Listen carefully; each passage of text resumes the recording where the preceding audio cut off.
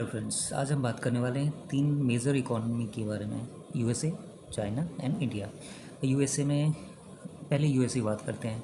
अभी हाल फिलहाल में फेड ने रेट कट किए थे 50 बेसिस पॉइंट, जिसकी वजह से एसएनपी में एक बहुत बड़ा मूव आया, जिसकी वजह से जो यूएस में लग रहा था कि रिसेशन आ जाएगा, बट वहाँ पे थोड़ी रिकवरी दिखी है। एंड लास्ट अगर 6 नवंबर की मतलब लास्ट वीक की बात करें तो लास्ट वीक में इन्होंने ऑलमोस्ट $3 ट्रिलियन के मार्केट कैप ग्रो किए हैं।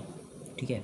और यूएस में देखा जाए तो यूएस में जो जॉब एम्प्लॉयमेंट डेटा है वो थोड़े से सही नहीं आ रहे हैं। बाकी जो है डेटा, अगर चाइना की बात करें, यूएस की अगर बात करें तो अनएम्प्लॉयमेंट डेटा जो आ रहा था। एंड यूएस की अगर बात करें तो यूएस का जो मार्केट कैप है वो ऑलमोस्ट $58 ट्रिलियन का हो गया है। और अगर वर्ल्ड वाइड देखें तो वर्ल्ड वाइड $130 ट्रिलियन के आसपास मार्केट कैप है स्टॉक मार्केट का, बट उसमें से 58% सिर्फ यूएस का है। तो अगर यूएस का कितना बड़ा मार्केट है इससे आप समझ सकते हैं। $58 ट्रिलियन का मार्केट कैप है यूएस का। चाइना की बात करें तो चाइना में जो रियल इस्टेट है वो डिफ्लेट कर रहा है, वहाँ पे इन्फ्लेशन नहीं डिफ्लेशन हो रही है वहाँ की इकॉनमी। और जो रियल इस्टेट बहुत ज़्यादा मतलब अच्छी कंडीशन में नहीं है इन सेल्स। अगर अनएम्प्लॉयमेंट रेट की बात करें तो चाइना में जो 2018-19 के आसपास था, जो कोविड के टाइम पे हुआ था, उस सिचुएशन पे अभी अनएम्प्लॉयमेंट रेट आ गया है उनका 5.2 आ गया है। और अगर इनके डिक्लाइन की बात करें तो 1999 के बाद से इनका सबसे बड़ा डिक्लाइन अभी चल रहा है, डिफ्लेशन चल रहा है जीडीपी में। उसके बाद से अगर चाइना का जो रियल एस्टेट है वो लास्ट जो 2021 के आसपास से नीचे आया था, क्रैश हुआ था, वहाँ से फिर ये नीचे आया हुआ है, 82% डाउन हो गया है रियल एस्टेट उनका।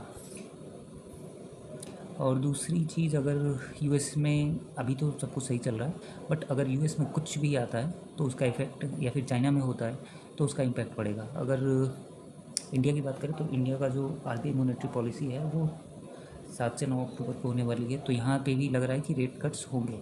वैसे तो सब कुछ नॉर्मल है, बट फिर भी एक्सपेक्टेशन है, तो देखते हैं कि क्या होगा। एंड थर्ड थिंग इज़ कि इंडियन जो मार्केट है, जो निफ्टी है अपना, वो उसका जो आरएसआई है वो 80 के आसपास चल गया है, मतलब 82-83 के आसपास चल रहा है, 84 पॉइंट समथिंग चल रहा है। तो ऐसा एक्सपेक्टेड है कि एक करेक्शन आ सकता है, क्योंकि 80 के आसपास जब भी गया है ना मार्केट, वहाँ से तब तक करेक्शन आया हुआ है। लास्ट जो गया था 2005-06 में, तो वहाँ पे 30% करेक्शन आया। उसके बाद से 2015 में 19% का करेक्शन आया था। 2021 में 18% का करेक्शन आया था जब कोविड हिट किया था। तो ऐसे लग रहा है कि मार्केट एक बार करेक्शन कर सकता है।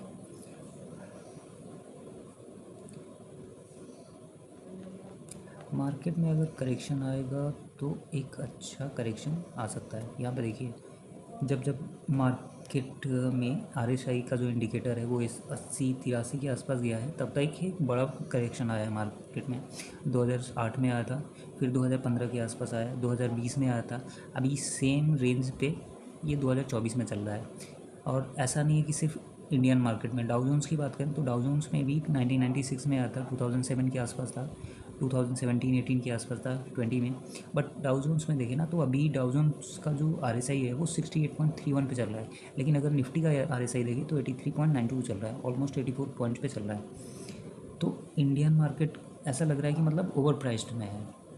बट डाउ जोन्स की बात करें तो डाउ जोन्स अभी भी अंडर वैल्यूड है। और मार्च 1992 में आरएसआई जो 89 पहुंच गया था, उस टाइम 1200 से 600 पे आया था, यानी 50% का करेक्शन हुआ था। दिसंबर 2003 में आरएसआई 80 पे पहुंच गया था, उस टाइम 35% का करेक्शन हुआ था।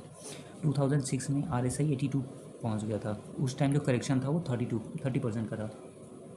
वैसे ही इस 2007 में आरएसआई 86 पे पहुंच गया था, 60% का करेक्शन हुआ था। 2014 में 81 आरएसआई पहुंच गया था, 19% का करेक्शन हुआ था। अक्टूबर 2021 में आरएसआई 80 पे पहुंच गया था, करेक्शन हुआ था 18% का। अभी का सिनेरियो देखें तो 84% पे पहुंचा हुआ है, आरएसआई 84 पे पहुंचा हुआ है। तो आने वाले टाइम में हम एक्सपेक्ट कर सकते हैं कि एक अच्छा खासा करेक्शन मार्केट में आ सकता है। अगर साइक्लिकल भी देखें तो 2008 के बाद से 15 में हुआ, यानी ऑलमोस्ट 7 साल बाद। 15 के बाद से 21 में, 21 से 24 में, तो ये थोड़ा सा नियरली है, बट है। और अगर इलियट वेव की बात करें हम, तो इलियट वेव में भी we don't know, but actually flexibility रहनी चाहिए। हमें लग रहा है कि मतलब मार्केट इधर साइड या तो करेक्शन की तरफ आ सकता है। अगर करेक्शन की तरफ आया तो हमारा 25,400 तक आ सकता है। अगर ये लेवल ब्रेक होता है तब तो नीचे जाएगा ही जाएगा 24,800 तक में भी। और अगर ऊपर के लेवल पे जाता है तो ऊपर के लेवल पे हमें 26,500 अभी हाल फिलहाल के लिए दिख रहा है, और आने वाले टर्म में 27,000 अगर पॉसिबल हुआ तो, अगर मार्केट में एक अच्छा करेक्शन नहीं आता तो।